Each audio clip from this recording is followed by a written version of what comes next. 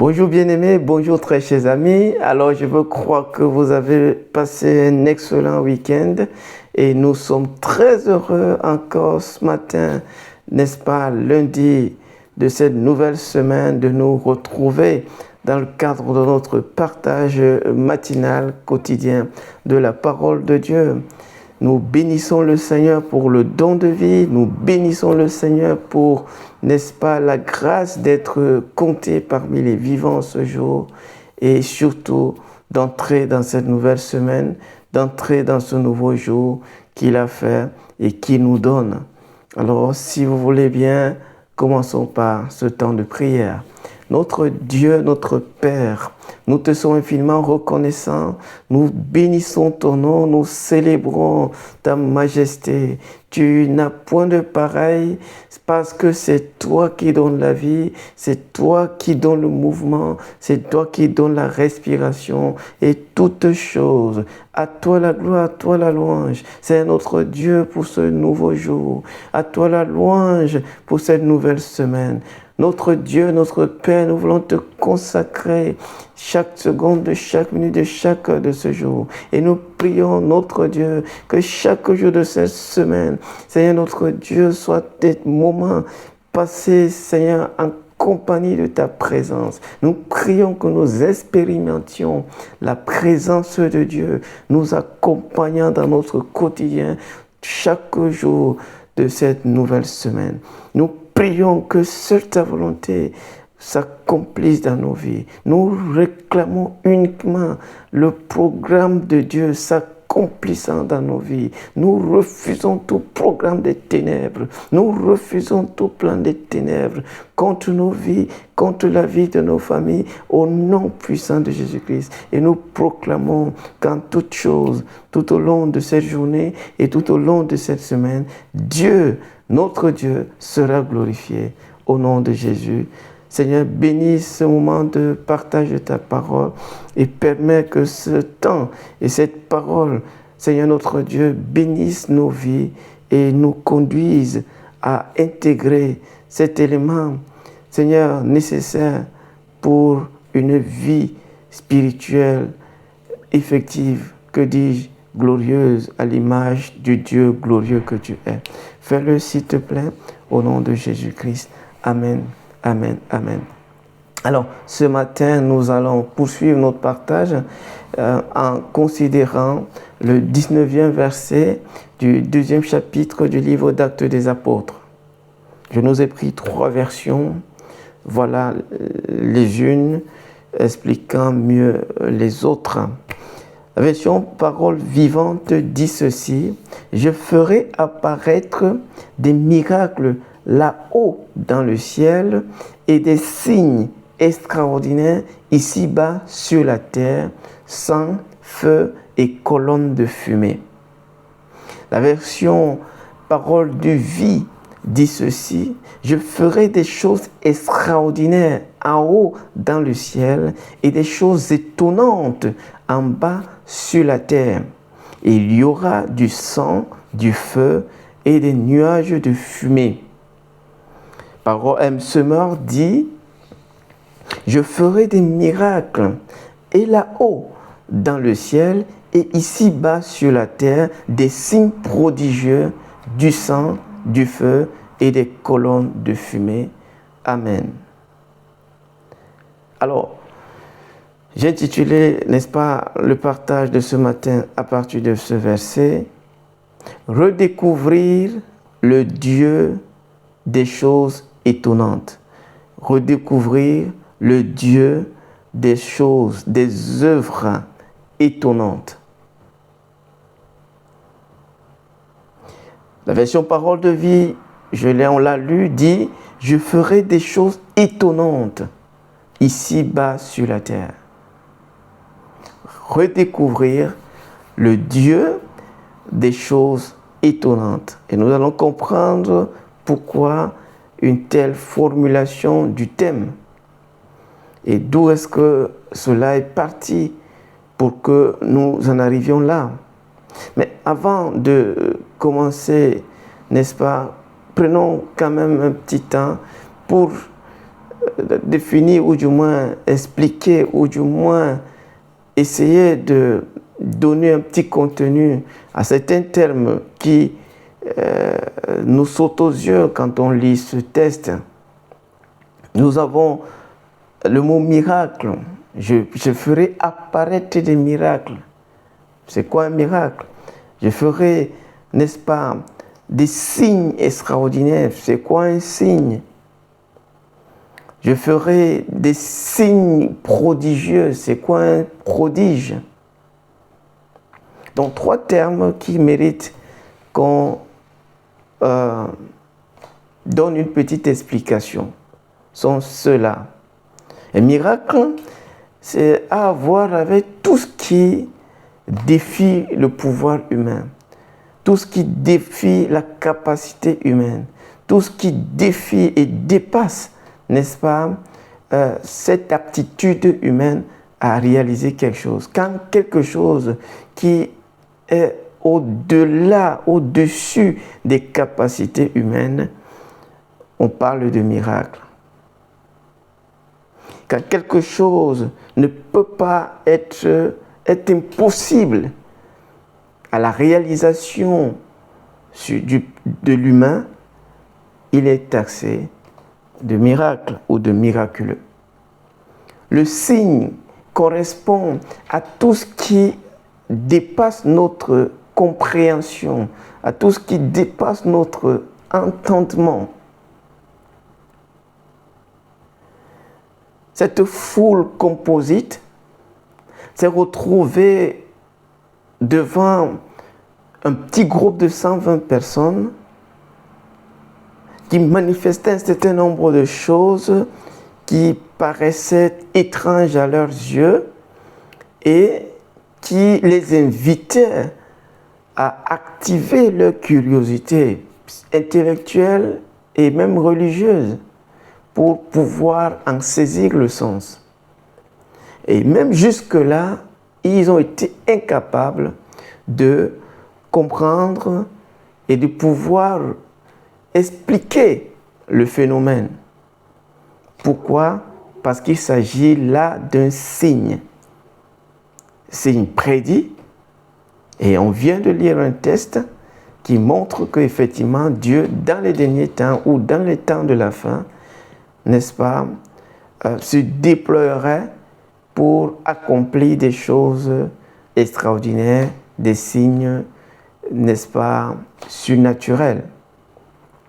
3e élément qu'il faut définir vite fait, c'est celui d'un prodige. Alors le prodige a à voir avec tout ce qui suscite un émerveillement profond. C'est tout phénomène qui provoque en lui-même, voilà, une sorte d'admiration et d'émerveillement taxé de prodigieux. C'est-à-dire qu'on sort quand même du commun des mortels, on va dire, on sort quand même, n'est-ce pas, de ce qui est normal pour toucher à quelque chose d'extraordinaire qui attire une certaine admiration profonde, une certaine admiration grande, que dis-je, un émerveillement assez saisissant, assez profond. On a aussi quelques termes qui méritent qu'on prête une certaine attention quant à comprendre au niveau de la symbolique ce qu'ils peuvent signifier. Dieu dit qu'il va faire apparaître ou qu'il va apparaître, il va faire des miracles, il va accomplir des choses extraordinaires et il nous donne les choses qu'il va accomplir. Et là, on nous parle du sang, on nous parle du feu et on nous parle d'un nuage de fumée. Alors, je ne vais pas rentrer dans toute la symbolique autour de ces 3 éléments, mais nous savons qu'il y a une certaine ambivalence au niveau de chacun de ces éléments-là. Le sang parle de ce qui purifie, de ce qui sauve. Sans effusion de sang, il n'y a point de pardon de péché. Mais c'est aussi le jugement de Dieu. Le feu, c'est pareil. Mais il y a aussi le feu de l'Esprit de Dieu qui embraserait les hommes. La fumée qui annonce les manifestations de la puissance divine. Revenons un petit peu dans ce test. Essayons de comprendre pourquoi Pierre va convoquer cet autre test. Nous l'avons lu. Pierre est en train de répondre à cette foule perplexe, stupéfiée par ce phénomène bizarre qu'il n'arrive pas à expliquer, dont il n'arrive pas à revenir de l'étonnement qui les a gagnés. Alors, après avoir signalé la fausseté de la rumeur qui a été répandue ou de la réponse incorrecte qui a été donnée, Pierre commence par citer les tests de l'Écriture. Il a cité un premier test où il dit que ce qui est en train de se passer correspond à ce qu'annonçait Joël plusieurs siècles en arrière. Il va donc citer Joël chapitre 2, verset 28, où il est dit « Dans les derniers jours, dit l'Éternel, je répandrai de mon esprit sur toute chair. Vos fils et vos filles prophétiseront. Vos jeunes gens auront des visions et vos vieillards, par des songes, auront des révélations. » Puis au verset 18 que nous avons considéré hier, Pierre va convoquer un autre test de l'Écriture, toujours du même prophète Joël, où il va parler de ce que Dieu a arrêté par devant lui-même, comme devant s'accomplir une fois qu'on sera dans la confluence des temps, dans la fin des temps. Et là, dans ce verset, il dit, « Oui, sur mes serviteurs, comme sur mes servantes, je répandrai mon esprit, et ils prophétiseront, ils parleront de ma part. » On est quand même étonné de voir que Pierre ne s'arrête pas là. Il prend encore la peine de citer un troisième test, toujours du même auteur. Il va citer encore Joël. Et cette fois-ci, ce n'est plus que je répandrai mon esprit sur toute chair ou que sur mes serviteurs et sur mes servantes, je répandrai de mon esprit. C'est je ferai. Dieu lui-même fera. Dieu lui-même fera. Il fera des miracles. Il fera des prodiges. Il accomplira des œuvres extraordinaires dans le ciel, là-haut, des œuvres étonnantes sur la terre, en bas. C'est Dieu qui fera. On se pose donc la question, pourquoi reproduire, pourquoi citer ce troisième test? Pourquoi replacer devant cette foule ce troisième test? Et on l'a déjà abondamment dit. Cette foule, cette composite, a un élément en commun. C'est la loi de l'Éternel. C'est les prophètes de Dieu. Pierre cite ces tests parce qu'il connaît ce test. Pierre place devant eux ces passages de l'Écriture parce qu'ils sont familiers à ces derniers. Mais quelle est donc la pensée de Pierre? Quel est l'élément qui le pousse à convoquer ces tests? Ne pouvait-il pas s'arrêter juste au premier?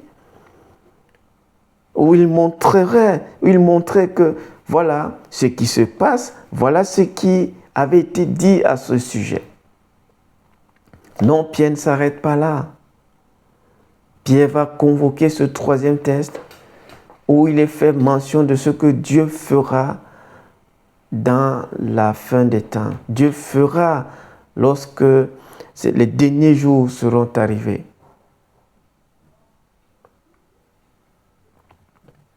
Mais qu'est-ce qui a bien pu pousser Pierre à citer ce test? Et c'est là où on découvre quelque chose d'intéressant. Nous l'avons dit, cette diaspora juive, en séjour à Jérusalem, ces prosélytes venant de diverses nations, étaient à Jérusalem pour les célébrations, pour les fêtes, n'est-ce pas, annuelles, consignées dans la loi de l'Éternel. La fête de Pentecôte, la fête du Tabernacle, la fête des cabanes. Ils étaient là pour la célébration. Ils venaient célébrer, honorer Dieu en se conformant aux fêtes qu'il a instituées lui-même. Mais qu'est-ce qui peut expliquer donc leur étonnement lorsque quelque chose se produit sous leurs yeux? Quand Pierre cite ce texte, il nous permet de voir quelque chose. C'est que cette foule nombreuse, certes qui aimait Dieu, avait perdu quelque chose de ce Dieu qu'il aimait, de ce Dieu auquel il était attaché. Dans ce texte que Pierre rapporte, il montre certaines œuvres que Dieu va accomplir. Il montre un Dieu à l'action. Il montre un Dieu qui accomplirait des choses une fois que le temps qu'il a défini serait arrivé. Il voit ce Dieu-là en action. Serait-ce parce que ce Dieu-là, cette foule, accusait déjà une certaine cécité, un certain aveuglement au sujet de la personne de Dieu, au sujet des capacités de Dieu?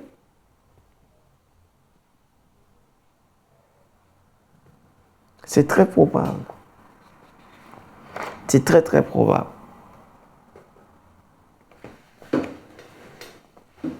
C'est pour ça que je vais nous partager, n'est-ce pas, quelques pensées au sujet de ce verset que nous venons de lire. En rapport avec Pierre, qui le cite pour expliquer l'étonnement qu'a cette foule devant la circonstance qu'elle confronte. C'est-à-dire qu'elle voit les apôtres, elle voit les disciples manifester un certain nombre de faits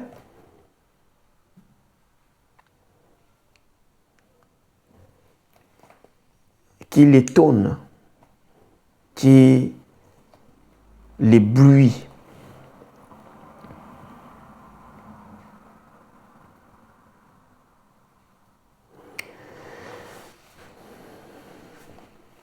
Première chose,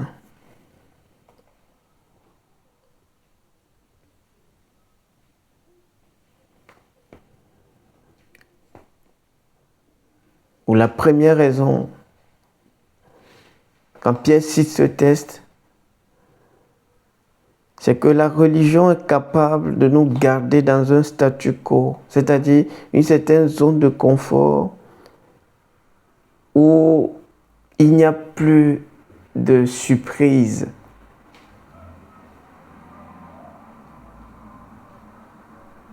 Cette diaspora juive continuer à adorer le Seigneur, mais juste par routine.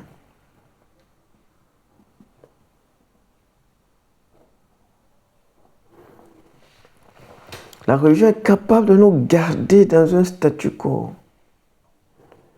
qui produit la médiocrité spirituelle.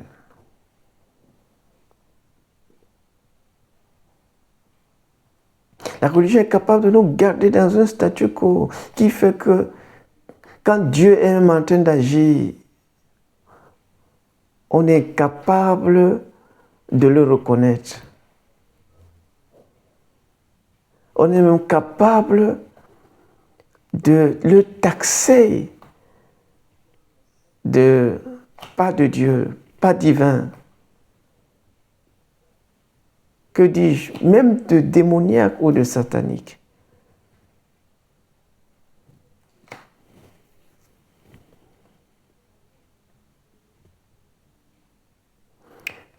Quand une religion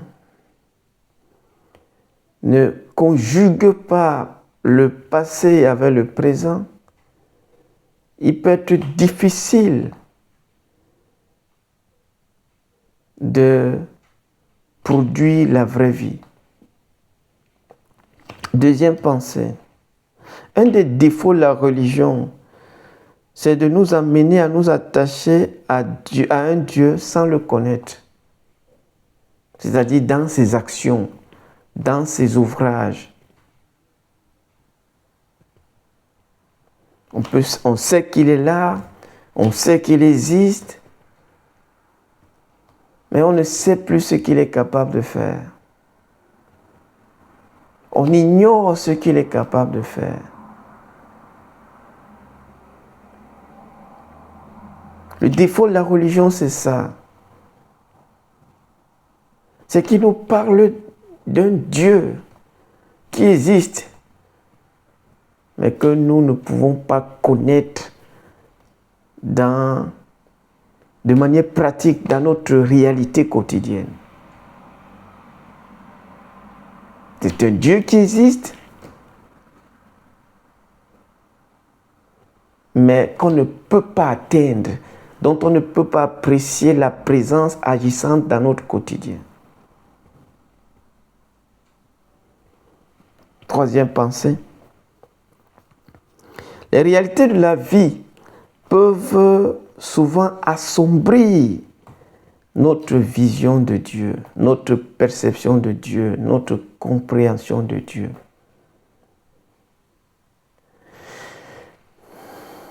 La circonstance où Joël donne ses paroles prophétiques est d'un trouble inquiétant.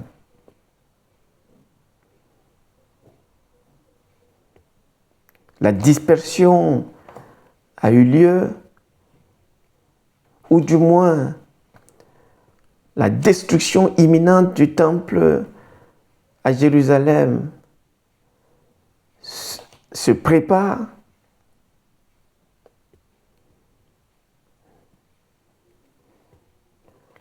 La destruction certaine du temple d'Israël est imminente. Elle est proche. C'est le désarroi un peu partout. Et puis il y a ces paroles. Dans les derniers jours, dit Dieu. Et quand Pierre cite ce texte-là, il parle à un peuple juif qui a été dispersé, qui a continué de servir Dieu et d'adorer Dieu religieusement. Et qui ne connaissait plus que le silence de Dieu. Et ne connaissait plus que ses misères, sa déportation, sa dissémination. Cette foule, bien que aimant Dieu, bien qu'étant attaché à Dieu, est désormais incapable de reconnaître Dieu quand il agit. Sa vision de Dieu a été occultée. S'est assombrée par les réalités difficiles dans lesquelles elle se trouve et son peuple se trouve.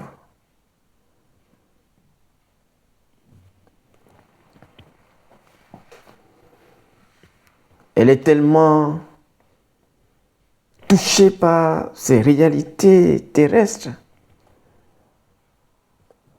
que la vision de Dieu, de ce Dieu grand et redoutable, a perdu son éclat.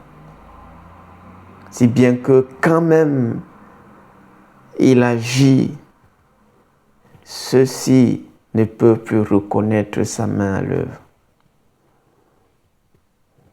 Les réalités de notre quotidien peuvent noircir notre vision de Dieu,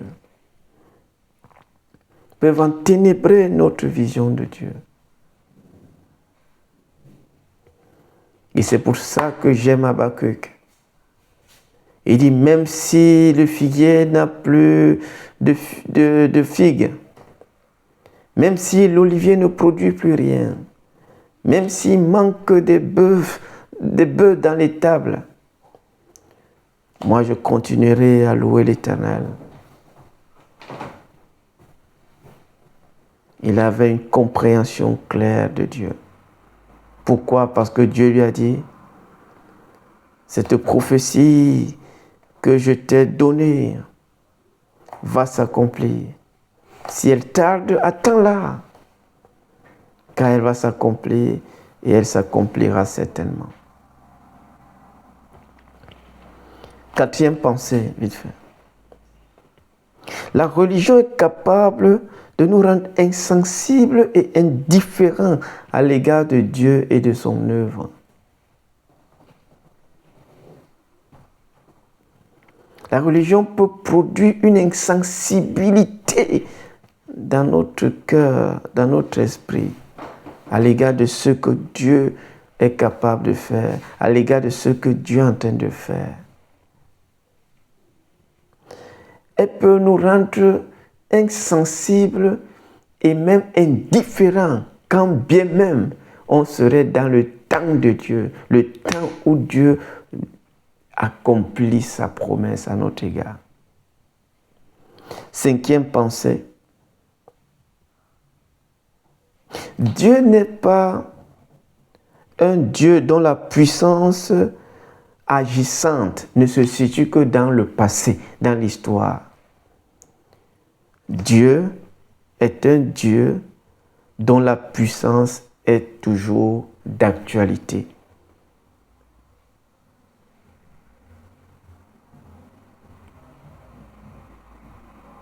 Dieu n'a pas agi seulement à l'époque de Moïse. Il n'a pas agi seulement à l'époque de Daniel. Il est aussi capable d'agir aujourd'hui. Et c'est pour ça que Pierre cite ce texte pour leur dire, le Dieu que vous connaissez, capable d'agir, ce que vous voyez là, c'est lui qui est en train de le faire. Ce n'est ni l'œuvre de l'homme, ce n'est ni l'œuvre de la chair. Ça, c'est le doigt de Dieu. Ça, c'est la main de Dieu. Ça, c'est l'accomplissement de la promesse que Dieu a faite.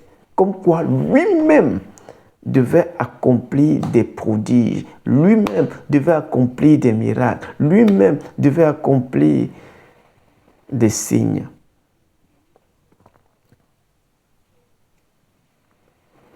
Donc Dieu n'est pas le Dieu de l'histoire, c'est le Dieu de l'éternité. Il est, il était, il est et il sera.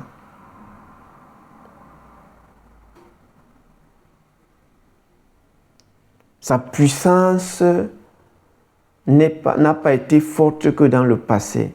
Sa puissance est encore forte aujourd'hui pour faire des choses qui nous étonnent. En d'autres termes, ce que Pierre essaie de leur dire ou de leur faire comprendre, déjà en citant ce texte, c'est que ce qui vous étonne là, voilà celui qui a dit qu'il va faire des choses étonnantes. Pierre est en train de leur dire, je vous réintroduis le Dieu dont vous avez lu l'histoire. Je vous réintroduis au Dieu que vous citez sans le connaître véritablement. Ce qui vous étonne là, son auteur, c'est le Dieu dont vous lisez l'histoire des prophètes.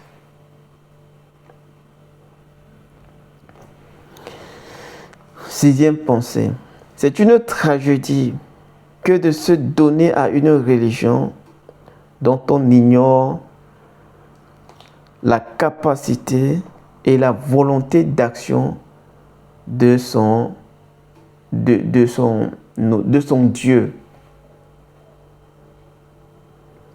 Si vous vous donnez à une religion et vous ignorez ce que le Dieu de votre religion est capable de produire, c'est vraiment une tragédie.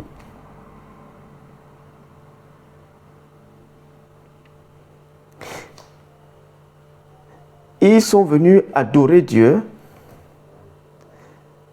mais ils sont incapables de reconnaître la puissance agissante de Dieu par des choses extraordinaires.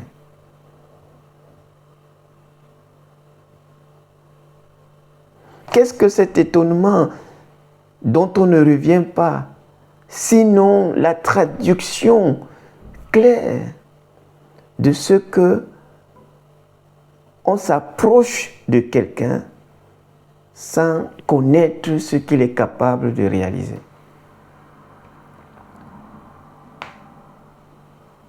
C'est une tragédie que de se donner à une religion sans connaître la capacité, le pouvoir d'action, la puissance à l'œuvre du Dieu de cette religion.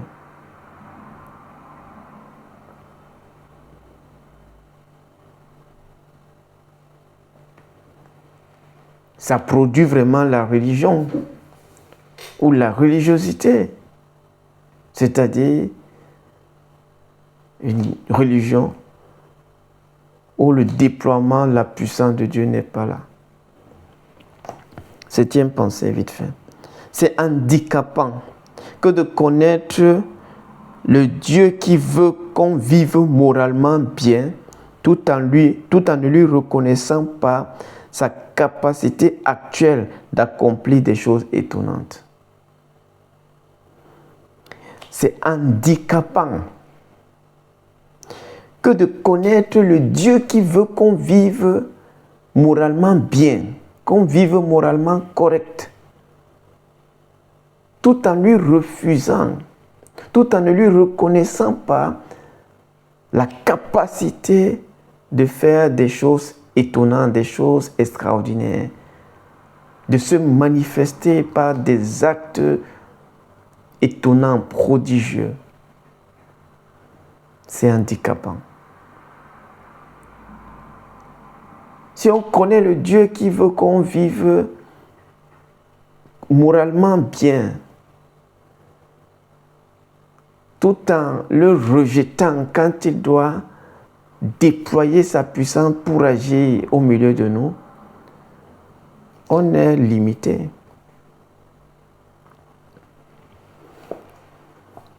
Huitième pensée.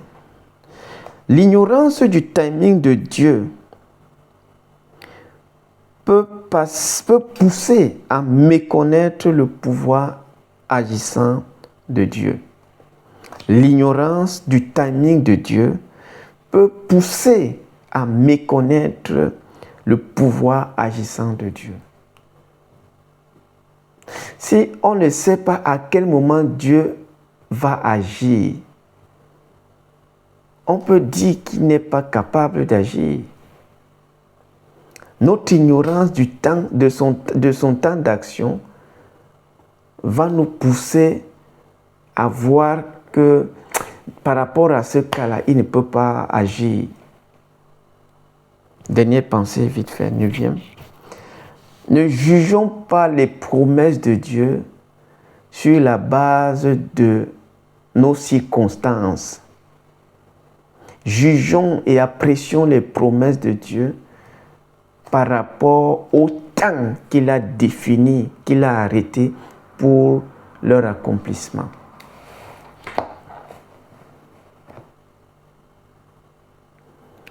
Pierre, en citant ce texte, 3e, a pour but de redorer le blason de Dieu que la religion a terni. Il veut montrer à ses Juifs et à ses prosélytes que Dieu n'a pas changé. Ne méprenez pas son silence à son impuissance. Il avait défini un temps où il devait rester silencieux. Mais ce silence-là n'est pas synonyme de son impuissance. Une fois que le temps du silence avait passé, voilà que maintenant Dieu peut agir. Parce que le temps où il reprend son action, où sa puissance peut se déployer, est arrivé. Prions ensemble. Béni sois-tu, Seigneur notre Dieu, pour ce partage de ce matin. Nous prions que tu nous donnes la grâce de sortir un peu de nos cocons, de nos ornières, et de te redécouvrir chaque jour en retournant à ta parole, parce que c'est elle qui va nous révéler qui tu es et comment tu travailles pour que, en nous y conformant, nous puissions garder une vision actuelle et actualisante de ta personne. Fais-le s'il te plaît, au nom de Jésus-Christ. Amen. Dieu nous bénisse. Retrouvons-nous demain pour un autre moment de partage de la parole de l'Éternel. Dans la paix du Seigneur, bonne journée à vous et excellente semaine.